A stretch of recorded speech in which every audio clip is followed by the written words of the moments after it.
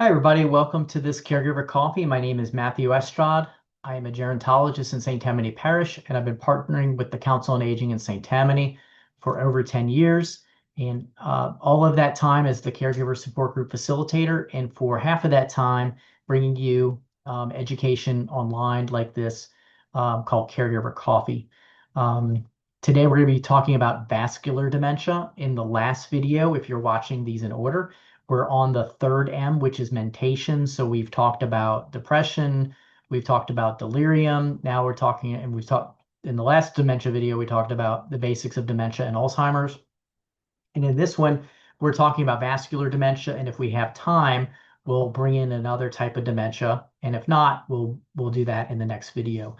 So before we get into vascular dementia, just a little bit, that if you've seen my videos before, I always spend 2 minutes or so talking about our caregiver support group that I certainly want to encourage people to avail themselves to.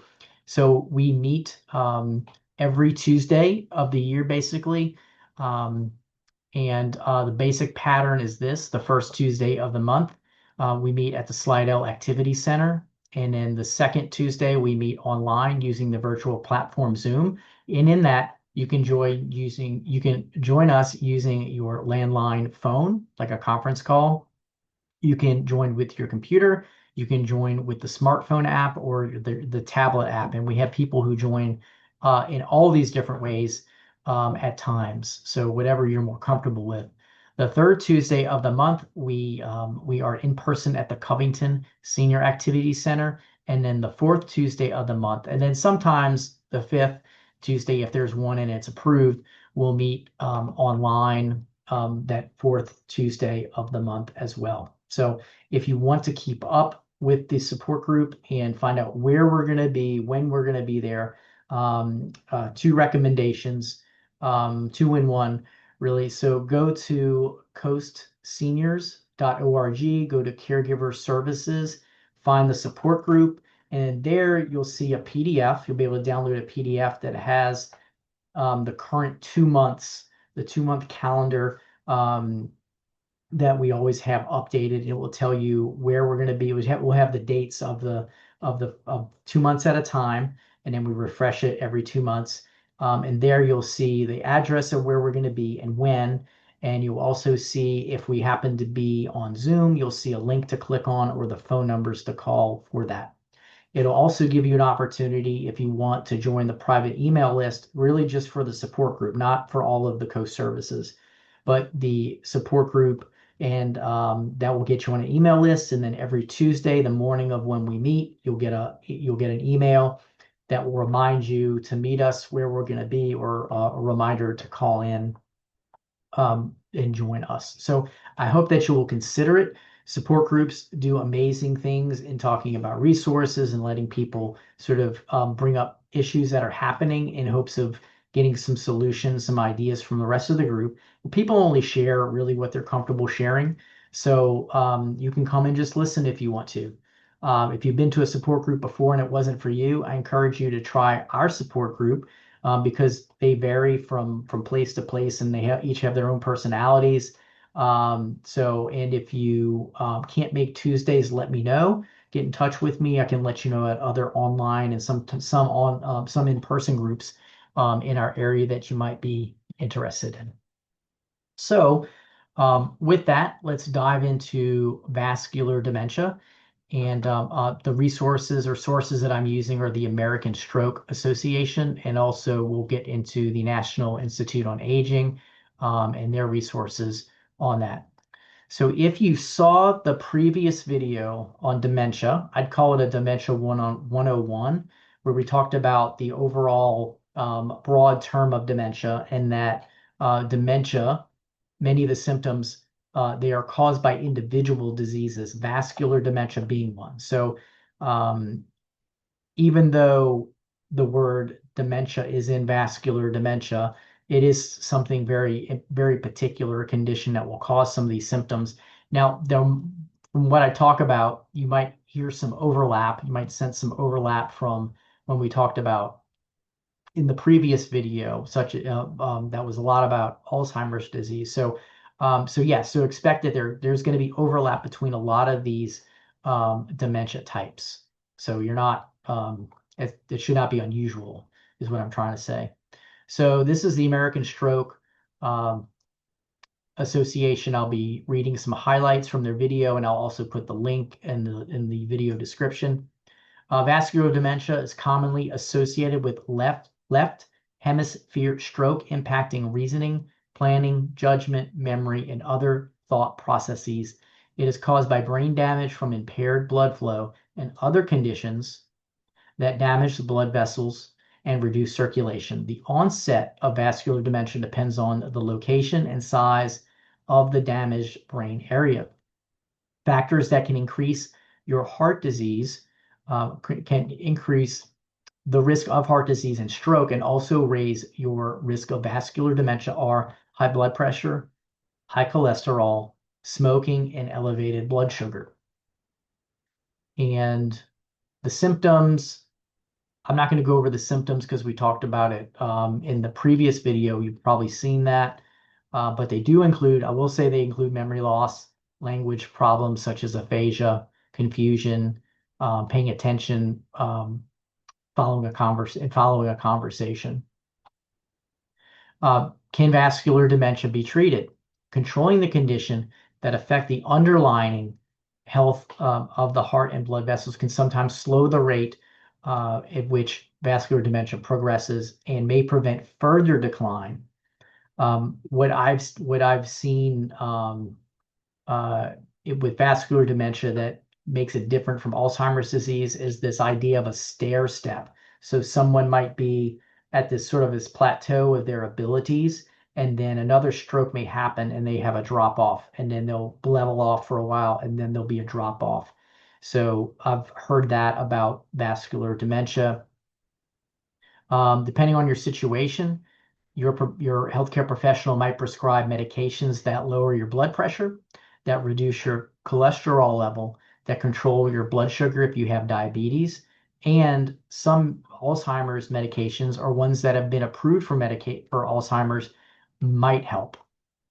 It's very like all aspects of dementia, things are ambiguous. So things may help or may not help because it depends on the the effectiveness of the drug, and also how your body responds to the medication. So here are some tips from the American Stroke Association. For memory problems, create lists, take notes, and establish a regular routine. And that can be with all the dementias, really. For thinking symptoms, you can work with a speech therapist. You can play card games and puzzles and crossword puzzles. Computer programs and applications might sharpen brain function. So the big might on there, we're not sure what works. Sometimes, a lot of times we say repetition of the same thing can help. And sometimes that's what these computer games are doing, or programs are doing. Participate in a support group, connect with others, practice social skills, look at clinical trials, manage depression and other emotional problems. And that can be by seeking a counselor, a social worker, and then sometimes medications for those emotional symptoms. If you're caring for someone with vascular dementia, learn as much as you can about it. The American Stroke Association is very good at that. Even the Alzheimer's Association, even Alzheimer's is in the name. You can still learn about vascular dementia there. Seek support. Find people who are going to give you encouragement and emotional support, knowing that they are there. Not even just, even if they can't provide hands-on care for you and your loved one, that emotional support is essential, and provide a calm environment that can possibly reduce stress and worry, establish a daily routine, and avoiding or just monitoring how you or your loved one do with new situations, excessive noise, environmental factors, and things like that. I'm jumping over to the to an article by the National Institutes on Aging, and a lot of this stuff's going to be the same, so I won't tell you about, I won't go over too much of this. Just know that there also could be changes in personality, behavior, and mood. Depression should be you should be monitored for. We should be monitored for depression. Um, there's a number of additional resources, such as links to other information about vascular dementia. There's a infarct um, multi-infarct dementia information page on the National Institutes of Neurology, Neurological Diseases. You'll find information about that. Um, you'll find information about Binswanger's disease. This is a subcortical vascular dementia that involves a thickening and narrowing of blood vessels known as the hardening of the arteries, which is what people used to say about dementia a long time ago, calling it hardening of the arteries or senility. Also, cerebral amyloid angiopathy. This is an article that describes that condition, in which proteins build up on the walls of blood vessels, increasing the risk for stroke and dementia. And looking for other things that are not going to be redundant as to what I was talking about. I can say other abnormalities commonly found in the brains of people with vascular dementia um, are small blood vessels and changes in what is called white matter.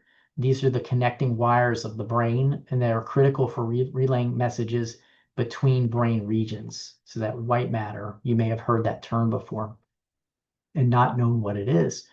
Um, all right, so yeah, this is a pretty complete explanation of vascular dementia, and we're going to save the other dementia, the next dementia, which is going to be Lewy body dementia. We'll save that for another video, and then we'll talk about frontal temporal dementia as well. And there are also other lesser known or more rare diseases that cause dementia that I hope that we'll get to talk about as well, or at least provide links to. So I thank you for being here. I thank you for your attention for this and all of the caregiver coffees. I hope that they're helpful. I hope they are intellectually stimulating and interesting. And most of all, I hope that you can take action on them and even share them if you find them helpful. So until next time, I'm on your iPhone or your tablet or computer. I hope that you stay well and that you are doing well with any caregiving, if you are caregiving, or and if you find this information, that you take action on it to improve your life and well-being. Until then, until I see you again, or you see me again rather, be well.